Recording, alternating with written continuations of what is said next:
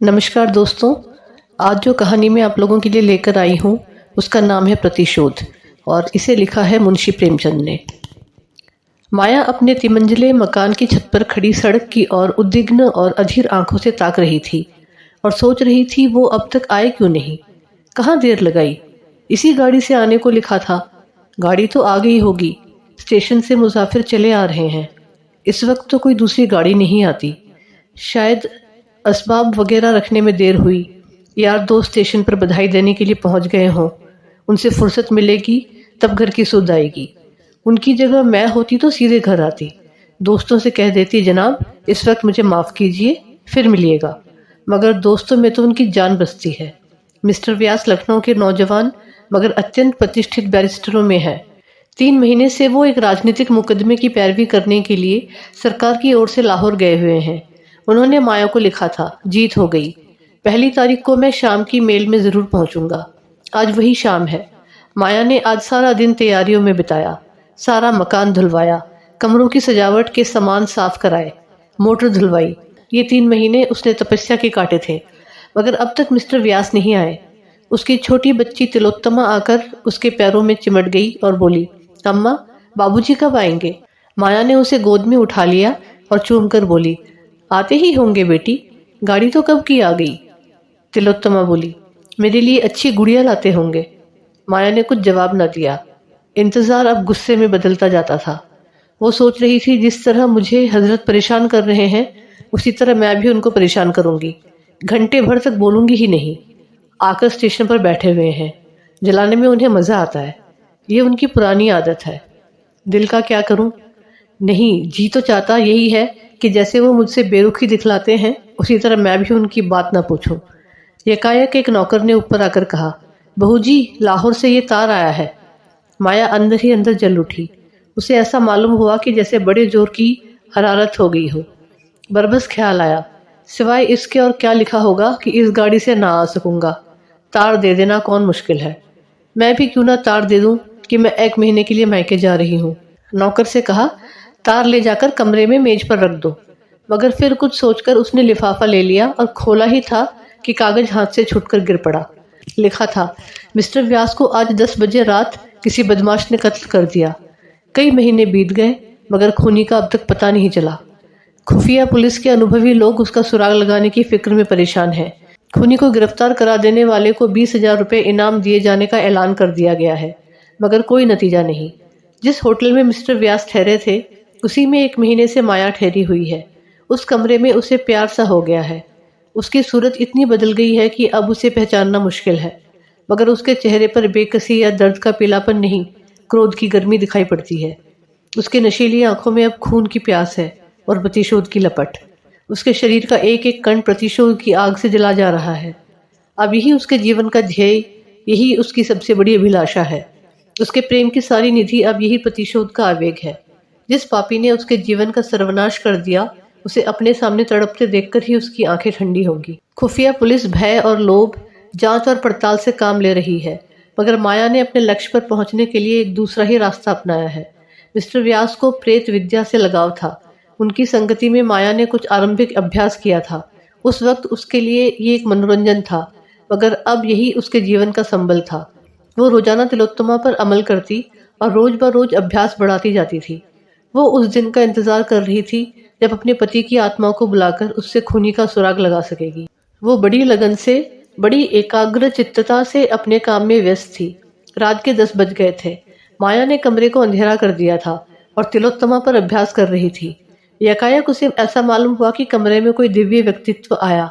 बुझते हुए दीपक की अंतिम झलक की तरह ये रोशनी नजर आई। माया ने पूछा, आप कौन हैं? तिलोत्तमा ने हंसकर कहा, तुम मुझे नहीं पहचानती? मैं ही तुम्हारा मनमोहन हूँ, जो दुनिया में मिस्टर व्यास के नाम से मशहूर था। आप खूब आए। मैं आपसे खूनी का नाम पूछना चाहती हूँ। उसका नाम है ईश्वर दास। कहाँ रहता है? शाहजहांपुर। माया ने मोहल्ले का नाम, मकान का नंबर, सूरत, शक्ल, सब कुछ विस्तार के साथ पूछा और कागज पर नोट कर लिया। तिलोत्तमा जरा देर में उठ बैठी। अब कमरे में फिर रोशनी हुई तो माया का मुरझाया हुआ चेहरा विजय की प्रसन्नता से चमक रहा था। उसके शरीर में एक नया जोश लहरें मार रहा था कि जैसे प्यास से मरते हुए मुसाफिर को पानी मिल गया हो। उसी रात को माया ने लाहौर से शाहजहांपुर आने का इरादा किया। रात का वक्त, पंजाब मेल बड़ी तेजी से अंधेरे को चीरती हुई चली जा रही थी। माया एक सेकंड क्लास के कमरे में बैठी सोच रही थी कि शाहजहांपुर में कहाँ ठहरेगी, कैसे ईश्वर दास का मकान तलाश करेगी और कैसे उससे खून का बदला लेगी। उसके बगल में तिलोत्तमा बेखबर सो रही थी। सामने ऊपर के बर्थ पर एक आदमी नींद में गाफिल पड़ा हुआ था। एकाएक गाड़ी का कमरा खुला और दो आदमी कोट पतलून पहने हुए कमरे में दाखिल हुए। दोनों अंग्रेज थे। एक माया की तरफ बैठा और दूसरा दूसरी तरफ। माया सिमट कर बैठ गई। इन आदमियों को यूं बैठना उसे बहुत बुरा मालूम हुआ। वो कहना चाहती थी आप लोग दूसरी तरफ बैठे, पर वही औरत जो खून का बदला लेने जा रही थी सामने ये खतरा देखकर कांप उठी। वो दोनों शैतान उसे सिमटते देखकर और भी करीब आ गए। माया अब वहां ना बैठी रह सकी। वो उठकर दूसरे बट पर जाना चाहती थी कि उनमें से एक ने उसका हाथ पकड़ लिया। माया ने जोर से हाथ छुड़ाने की कोशिश करके कहा, तुम्हारी शामत तो नहीं आई है, छोड़ दो मेरा हाथ सुअर। इस पर दूसरे आदमी ने उठकर माया को सीने से लिपटा लिया और लड़खड़ाती हुई जुबान से बोला, वेल, हम तुमको बहुत सा रुपया देगा। माया ने उसे सारी ताकत से ढकेलने की कोशिश करते हुए कहा, हट जा हरामजादे, वरना अभी तेरा सर तोड़ दूंगी। दूसरा आदमी भी उठ खड़ा हुआ और दोनों मिलकर माया को बर्थ पर लिटाने की कोशिश करने लगे। एकाएक की खटपट सुनकर ऊपर के बर्थ पर सोया हुआ आदमी चौंका और उन बदमाशों की हरकत देखकर ऊपर से कूद पड़ा। दोनों गोरे उसे देखकर माया को छोड़कर उसकी तरफ झपटे और उसे घूंसे मारने लगे। दोनों उस पर ताबड़तोड़ हमला कर रहे थे और वो हाथों से अपने को बचा रहा था। उसे वार करने का कोई मौका न मिलता था। एकाएक उसने उचककर अपने बिस्तर में से एक छुरा निकाल लिया और आस्तीन समेट कर बोला, तुम दोनों अगर अभी बाहर न चले गए तो मैं एक को भी जीता न छोड़ूंगा। दोनों गोरे छुरा देखकर डरे, मगर वो भी निहत्थे न थे। एक ने जेब से रिवॉल्वर निकाल लिया और उसकी नली उस आदमी की तरफ करके बोला, निकल जाओ रास्कल। माया थर-थर कांप रही थी कि न जाने क्या आफत आने वाली है, मगर खतरा हमारी छिपी हुई हिम्मतों की कुंजी है। खतरे में पड़कर हम भय की सीमाओं से आगे बढ़ जाते हैं और कुछ कर गुजरते हैं जिस पर हमें खुद हैरत होती है। वही माया जो अब तक थर-थर कांप रही थी, बिल्ली की तरह कूदकर उस गोरे की तरफ लपकी और उसके हाथ से रिवॉल्वर खींचकर गाड़ी के नीचे फेंक दिया। गोरे ने खिसियाकर माया को दांत काटना चाहा, मगर माया ने जल्दी से हाथ खींच लिया और खतरे की जंजीर के पास जाकर उसे जोर से खींचा। दूसरा गोरा अब तक किनारे खड़ा था। उसके पास कोई हथियार ना था, इसलिए वो छुरी के सामने न आना चाहता था। अब उसने देखा कि माया ने जंजीर खींच ली तो भीतर का दरवाजा खोलकर भागा। उसका साथी भी उसके पीछे पीछे भागा। चलते चलते छुरी वाले आदमी ने उसे इतनी जोर से धक्का दिया कि वो मुंह के बल गिर पड़ा। फिर तो उसने इतनी ठोकरें, इतनी लातें और इतनी घूंसे जमाए कि उसके मुंह से खून निकल पड़ा। इतने में गाड़ी रुक गई और गार्ड लालटेन लिए आता दिखाई दिया, मगर वो दोनों शैतान गाड़ी को रुकते देख बेतहाशा नीचे कूद पड़े और उस अंधेरे में न जाने कहाँ खो गए। गार्ड ने भी ज्यादा छानबीन ना की और करता भी तो उसे अंधेरे में पता लगाना मुश्किल था। दोनों तरफ खड्ड थे, शायद किसी नदी के पास थी। वहां दो क्या 200 आदमी उस वक्त बड़ी आसानी से छिप सकते थे। 2 मिनट तक गाड़ी खड़ी रही, फिर चल पड़ी। माया ने मुक्ति की सांस लेकर कहा, आप आज ना होते तो ईश्वर ही जाने मेरा क्या हाल होता। आपके कहीं चोट तो नहीं आई? उस आदमी ने छुरे को जेब में रखते हुए कहा, बिल्कुल नहीं। मैं ऐसा बेसुध सोया हुआ था कि उन बदमाशों के आने की खबर ही ना हुई, वरना मैंने उन्हें अंदर पांव ही ना रखने दिया होता। अगले स्टेशन पर रिपोर्ट करूंगा। माया बोली, जी नहीं, खामखा की बदनामी और परेशानी होगी। रिपोर्ट करने में कोई फायदा नहीं। ईश्वर ने आज मेरी आबरू रख ली। मेरा कलेजा अभी तक धड़-धड़ कर रहा है। आप कहाँ तक चलेंगे? मुझे शाहजहांपुर जाना है। वहीं तक तो मुझे भी जाना है। शुभ नाम क्या है? कम से कम अपने उपकारक के नाम से तो अपरिचित ना रहूं। मुझे तो ईश्वर दास कहते हैं। माया का कलेजा धक से हो गया। जरूर ये वही खूनी है। इसकी शक्ल सूरत भी वही है जो उसे बतलाई गई थी। उसने डरते डरते पूछा, आपका मकान किस मोहल्ले में है? मैं रहता हूँ। माया का दिल बैठ गया। उसने खिड़की से सर बाहर निकालकर एक लंबी सांस ली। हाय, खूनी मिला भी तो इस हालत में जब वो उसके एहसान के बोझ से दबी हुई है। क्या उस आदमी को वो खंजर का निशाना बना सकती है जिसने बगैर किसी परिचय के सिर्फ हमदर्दी के जोश में ऐसे गाढ़े वक्त में उसकी मदद की? जान पर खेल गया। वो एक अजीब उलझन में पड़ गई। उसने उसके चेहरे की तरफ देखा। शराफत झलक रही थी। ऐसा आदमी खून कर सकता है? इसमें उसे संदेह था। ईश्वरदास ने पूछा, आप लाहौर से आ रही हैं ना? शाहजहांपुर में कहाँ जाइएगा? अभी तो कहीं धर्मशाला में ठहरूंगी। मकान का इंतजाम करना है। ईश्वरदास ने ताज्जुब से पूछा, तो वहां आप किसी दोस्त या रिश्तेदार के यहाँ नहीं जा रही? कोई ना कोई मिल ही जाएगा। यूँ आपका असली मकान कहाँ है? असली मकान पहले लखनऊ था, अब कहीं नहीं है। मैं बेवा हूँ। ईश्वरदास ने शाहजहांपुर में माया के लिए एक अच्छा मकान तय कर दिया। एक नौकर भी रख दिया। दिन में कई बार हाल चाल पूछने आता। माया कितना ही चाहती थी कि उसके एहसान ना ले, उससे घनिष्ठता ना पैदा करे, मगर वो नेक इतना बेमुरवत और शरीफ था कि माया मजबूर हो जाती थी। एक दिन वो कई गमले और फर्नीचर लेकर आया। कई खूबसूरत तस्वीरें भी थी। माया ने त्योरियां चढ़ाकर कहा, मुझे साज सामान की बिल्कुल जरूरत नहीं, आप नाहक तकलीफ करते हैं। ईश्वरदास ने इस तरह लज्जित होकर कि जैसे उससे कोई भूल हो गई हो, कहा, मेरे घर में ये चीजें बेकार पड़ी थी, लाकर रख दी। मैं इन टिमटाम की चीजों का गुलाम नहीं बनना चाहती। ईश्वरदास ने डरते डरते कहा, अगर आपको नागवार हो तो उठवा ले जाऊं। माया ने देखा कि उसकी आंखें भर आई हैं। मजबूर होकर बोली, अब आप ले आए हैं तो रहने दीजिए, मगर आगे से कोई ऐसी चीज ना लाइएगा। एक दिन माया का नौकर ना आया। माया ने 8-9 बजे तक उसकी राह देखी। जब अब भी वो ना आया तो उसने जूठे बर्तन मांजना शुरू किया। उसे कभी अपने हाथ से चौका बर्तन करने का संयोग ना हुआ था। बार बार अपनी हालत पर रोना आता था। एक दिन वो था जब उसके घर में नौकरों की एक पलटन थी। आज उसे अपने हाथों बर्तन मांजने पड़ रहे हैं। तिलोत्तमा दौड़ दौड़ कर बड़े जोश से काम कर रही थी। उसे कोई फिक्र न थी।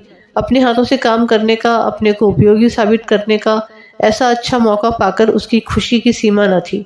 इतने में ईश्वरदास आकर खड़ा हो गया और माया को बर्तन मांजते देखकर बोला, ये आप क्या कर रही हैं? रहने दीजिए, मैं अभी एक आदमी को बुलवाए लाता हूँ। आपने मुझे क्यों नहीं खबर दी? राम राम, उठ जाइए वहां से। माया ने लापरवाही से कहा, कोई जरूरत नहीं, आप तकलीफ ना कीजिए, मैं अभी मांजे लेती हूँ। इसकी जरूरत भी क्या, मैं 1 मिनट में आता हूँ। नहीं, आप किसी को ना लाइए, मैं इतने बर्तन आसानी से धो लूंगी। अच्छा तो लाइए, मैं भी कुछ मदद करूं। ये कहकर उसने डोल उठा लिया और बाहर से पानी लेने दौड़ा। पानी लाकर उसने मंजे हुए बर्तनों को धोना शुरू किया। माया ने उसके हाथ से बर्तन छीनने की कोशिश करके कहा, अब क्यों मुझे शर्मिंदा करते हैं? रहने दीजिए, मैं अभी साफ किए डालती हूँ। आप मुझे शर्मिंदा करती हैं या मैं आपको शर्मिंदा कर रहा हूँ? आप यहाँ मुसाफिर हैं, मैं यहाँ का रहने वाला हूँ। मेरा धर्म है कि आपकी सेवा करूँ।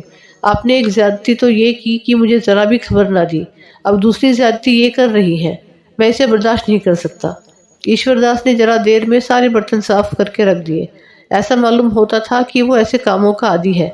बर्तन धोकर उसने सारे बर्तन पानी से भर दिए और तब माथे से पसीना पहुंचते हुए बोला, बाजार से कोई चीज लानी हो तो बतला दीजिए, अभी ला दूं। माया बोली, जी नहीं, माफ कीजिए, आप अपने घर का रास्ता लीजिए। ईश्वरदास बोले, तिलोत्तमा, आओ आज तुम्हें सैर करा लाए। माया बोली, जी नहीं, रहने दीजिए, इस वक्त सैर करने नहीं जाती। माया ने ये शब्द इतने रूखेपन से कहे कि ईश्वरदास का मुंह उतर गया। उसने दोबारा कुछ न कहा, चुपके से चला गया। उसके जाने के बाद माया ने सोचा, मैंने उसके साथ कितनी बेमुरवत्ती की। रेलगाड़ी की उस दुखद घटना के बाद उसके दिल में बराबर प्रतिशोध और मनुष्यता में लड़ाई छिड़ी हुई थी। ईश्वरदास उस मौके पर स्वर्ग के एक दूत की तरह न आ जाता तो उसकी क्या हालत होती, ये ख्याल करके उसके रोए खड़े हो जाते थे और ईश्वरदास के लिए उसके दिल की गहराइयों से कृतज्ञता के शब्द निकलते। क्या अपने ऊपर इतना बड़ा एहसान करने वाले के खून से अपने हाथ रंगेगी? लेकिन उसी के हाथों से ये तो मनहूस दिन भी तो देखना पड़ा। उसी के कारण तो उसने रेल का वो सफर किया था, वरना वो अकेले बिना किसी दोस्त या मददगार के सफर ही क्यों करती। उसी के कारण तो आज वो वैधव्य की विपत्तियां झेल रही हैं और सारी उम्र झेलेगी। इन बातों का ख्याल करके उसकी आंखें लाल हो जाती, मुंह से एक गर्म आह निकल जाती और जी चाहता इसी वक्त कटार लेकर चल पड़े और उसका काम तमाम कर दे। आज माया ने अंतिम निश्चय कर लिया। उसने ईश्वरदास की दावत दी थी, यही उसकी आखिरी दावत होगी। ईश्वरदास ने उस पर एहसान जरूर किए हैं, लेकिन दुनिया में कोई एहसान, कोई नेकी उस शोक के दाग को मिटा सकती है। रात के 9 बजे ईश्वरदास आया तो माया ने अपनी वाणी में प्रेम का आवेग भरकर कहा, बैठिए, आपके लिए गरम गरम पूड़ियां निकाल दो। ईश्वरदास बोला, क्या अभी तक आप मेरे इंतजार में बैठी हुई हैं? नाहक गर्मी में परेशान हुई। माया ने थाली परोसकर उसके सामने रखते हुए कहा, मैं खाना पकाना नहीं जानती, अगर कोई चीज अच्छी ना लगे तो माफ कीजिएगा। ईश्वरदास ने खूब तारीफ करके एक एक चीज खाई। ऐसी स्वादिष्ट चीजें उसने अपनी उम्र में कभी ना खाई थी। आप तो कहती थी मैं खाना पकाना नहीं जानती, तो क्या मैं गलत कहती थी? बिल्कुल गलत। आपने खुद अपनी गलती साबित कर दी। ऐसे खस्ते मैंने जिंदगी में कभी ना खाए थे। आप मुझे बनाते हैं, अच्छा साहब बना लीजिए। नहीं, मैं बनाता नहीं, बिल्कुल सच कहता हूँ। किस किस चीज की तारीफ करूं? चाहता हूं कि कोई ऐब निकालूं। लेकिन सूझता ही नहीं। अब कि मैं अपने दोस्तों की दावत करूंगा तो आपको एक दिन के लिए तकलीफ दूंगा। हाँ, शौक से कीजिए, मैं हाजिर हूँ। खाते खाते 10 बज गए। तिलोत्तमा सो गई।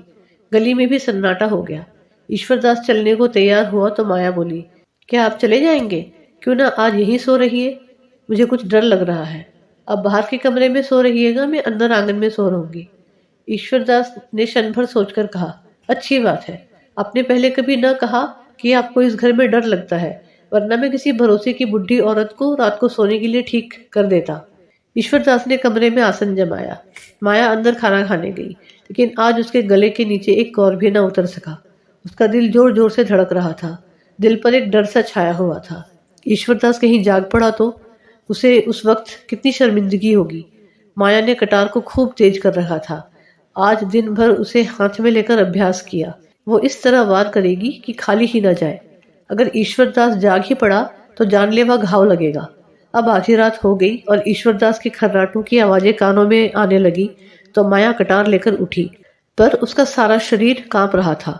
भय और संकल्प, आकर्षण और घृणा एक साथ कभी उसे एक कदम आगे बढ़ा देती, कभी पीछे हटा देती। ऐसा मालूम होता था कि जैसे सारा मकान, सारा आसमान चक्कर खा रहा है। कमरे की हर एक चीज घूमती हुई नजर आ रही थी। मगर एक क्षण में ये बेचैनी दूर हो गई और दिल पर डर छा गया। वो दबे पांव ईश्वरदास के कमरे तक आई, फिर उसके कदम वहीं जम गए। उसकी आंखों में आंसू बहने लगे। आह, मैं कितनी कमजोर हूँ। जिस आदमी ने मेरा सर्वनाश कर दिया, मेरी हरी भरी खेती उजाड़ दी, मेरे लहलहाते हुए उपवन को वीरान कर दिया, मुझे हमेशा के लिए आग के जलते हुए कुंडों में डाल दिया, उससे मैं खून का बदला भी नहीं ले सकती। वो मेरी ही बहनें थी जो तलवार और बंदूक लेकर मैदान में लड़ती थी, देखती हुई चिता में हंसते हंसते बैठ जाती थी। उसे उस वक्त ऐसा मालूम हुआ था मिस्टर व्यास सामने खड़े हैं और उसे आगे बढ़ने की प्रेरणा कर रहे हैं। कह रहे हैं, क्या तुम मेरे खून का बदला न लोगी? मेरी आत्मा प्रतिशोध के लिए तड़प रही है। क्या उसे हमेशा हमेशा यूं ही तड़पती रहोगी? क्या यही वफा की शर्त है? इन विचारों ने माया की भावनाओं को भड़का दिया। उसकी आंखें खून की तरह लाल हो गई, होंठ दांतों के नीचे दब गए और कटार के हत्थे पर मुट्ठी बन गई। एक उन्माद सा छा गया। उसने कमरे के अंदर पैर रखा, मगर ईश्वरदास की आंखें खुल गई थी। कमरे में लालटेन की मध्यम रोशनी थी। माया की आहट पाकर वो चौंका और सिर उठाकर देखा तो खून सर्द हो गया। माया प्रलय की मूर्ति बनी हाथ में नंगी कटार लिए उसकी तरफ चली आ रही थी। वो चारपाई से उठकर खड़ा हो गया और घबराकर बोला, क्या है बहन, ये कटार क्यों लिए हुए हो? माया ने कहा, ये कटार तुम्हारे खून की प्यासी है, क्योंकि तुमने मेरे पति का खून किया है। ईश्वरदास का चेहरा पीला पड़ गया। बोला, मैंने? हाँ, तुमने। तुम्ही ने लाहौर में मेरे पति की हत्या की, जब वे एक मुकदमे की पैरवी करने गए थे। क्या तुम इससे इनकार कर सकते हो? मेरे पति की आत्मा ने खुद तुम्हारा पता बतलाया है। तो तुम मिस्टर व्यास की बीवी हो? हाँ, मैं उनकी बदनसीब बीवी हूँ और तुम मेरा सुहाग लूटने वाले हो। तुमने मेरे ऊपर एहसान किए हैं, लेकिन एहसानों से मेरे दिल की आग नहीं बुझ सकती। वो तुम्हारी खून से ही बुझेगी।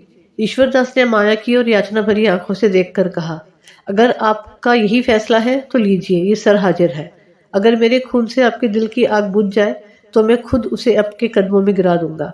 लेकिन जिस तरह आप मेरे खून से अपनी तलवार की प्यास बुझाना अपना धर्म समझती हैं, उसी तरह मैंने भी मिस्टर व्यास को कत्ल करना अपना धर्म समझा। आपको मालूम है, वो एक राजनीतिक मुकदमे की पैरवी करने लाहौर गए थे, लेकिन मिस्टर व्यास ने जिस तरह अपनी ऊंची कानूनी लियाकत का इस्तेमाल किया, पुलिस को झूठी शहादतों के तैयार करने में जिस तरह मदद की, जिस बेरहमी और बेदर्दी से बेकस और ज्यादा बेगुनाह नौजवानों को तबाह किया, उसे मैं सह ना सकता था। उन दिनों अदालत में तमाशाइयों की बेइंतहा भीड़ रहती थी। सभी अदालत से मिस्टर व्यास को कोसते हुए जाते थे। मैं तो मुकदमे की हकीकत को जानता था, इसलिए मेरी अंतरात्मा सिर्फ कोसने और गालियां देने से शांत ना हो सकती थी। मैं आपसे क्या कहूँ? मिस्टर व्यास ने आंखें खोलकर समझ बूझकर झूठ को सच साबित किया और कितने ही घरानों को बेचिराग कर दिया। आज कितनी माएँ अपने बेटों के लिए खून के आंसू रो रही हैं। कितनी ही औरतें रंडापे की आग में जल रही हैं। पुलिस कितनी ही ज्यादतियां करे, हम परवाह नहीं करते। पुलिस से हम इसके सिवा और उम्मीद नहीं रखते। उसमें ज्यादातर जाहिल शोहदे लुच्चे भरे हुए हैं। सरकार ने इस महकमे को कायम ही इसलिए किया है कि वो रियाया को तंग करे, मगर वकीलों से हम इंसाफ की उम्मीद रखते हैं। हम उनकी इज्जत करते हैं। वे उच्च कोटि के पढ़े लिखे सजग लोग होते हैं। जब ऐसे आदमियों को हम पुलिस के हाथों ही कठपुतली बना हुआ देखते हैं तो हमारी क्रोध की सीमा नहीं रहती है। मैं मिस्टर व्यास का प्रशंसक था, मगर जब मैंने उन्हें बेगुनाह मुजरिमों से जबरन जुर्म का इकबाल कराते देखा तो मुझे उनसे नफरत हो गई।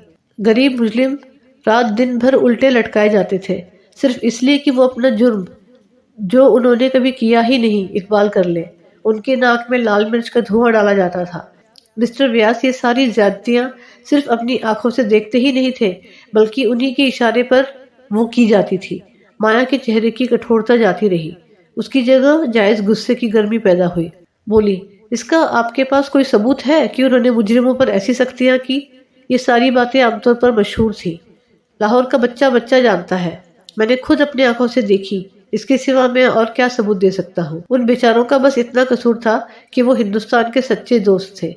अपना सारा वक्त प्रजा की शिक्षा और सेवा में खर्च करते थे, भूखे रहते थे, प्रजा पर पुलिस हुक्म की सख्तियां ना होने देते थे। यही उनका गुनाह था और इसी गुनाह की सजा दिलाने में मिस्टर व्यास पुलिस के दाहिने हाथ बने हुए थे। माया के हाथ से खंजर गिर पड़ा, उसकी आंखों में आंसू भर आए। बोली, मुझे ना मालूम था कि वो ऐसी हरकतें भी कर सकते हैं। ईश्वरदास ने कहा, ये ना समझिए कि मैं आपकी तलवार से डरकर वकील साहब पर झूठे इल्जाम लगा रहा हूँ। मैंने कभी जिंदगी की परवाह नहीं की। मेरे लिए कौन रोने वाला बैठा है जिसके लिए जिंदगी की परवाह करूं? अगर आप समझती हैं कि मैंने अनुचित हत्या की है तो आप इस तलवार को उठाकर इस जिंदगी का खात्मा कर दीजिए। मैं जरा भी ना झिझकूंगा। अगर आप तलवार ना उठा सके तो पुलिस को खबर कर दीजिए, वो बड़ी आसानी से मुझे दुनिया से रुखसत कर सकती है। सबूत मिल जाना मुश्किल ना होगा। मैं खुद पुलिस के सामने जुर्म का इकबाल कर लेता, मगर मैं इसे जुर्म नहीं समझता। अगर एक जान से सैकड़ों जानें बच जाएं तो वो खून नहीं है। मैं सिर्फ इसलिए जिंदा रहना चाहता हूँ कि शायद किसी ऐसे ही मौके पर मेरी फिर जरूरत पड़े। माया ने रोते हुए कहा, अगर तुम्हारा बयान सही है तो मैं ये खून माफ करती हूँ। तुमने जो किया या ना किया इसका फैसला ईश्वर करेंगे। तुमसे मेरी प्रार्थना है कि मेरे पति के हाथों जो घर तबाह हुए हैं उनका मुझे पता बतला दो, शायद मैं उनकी कुछ सेवा कर सकूं।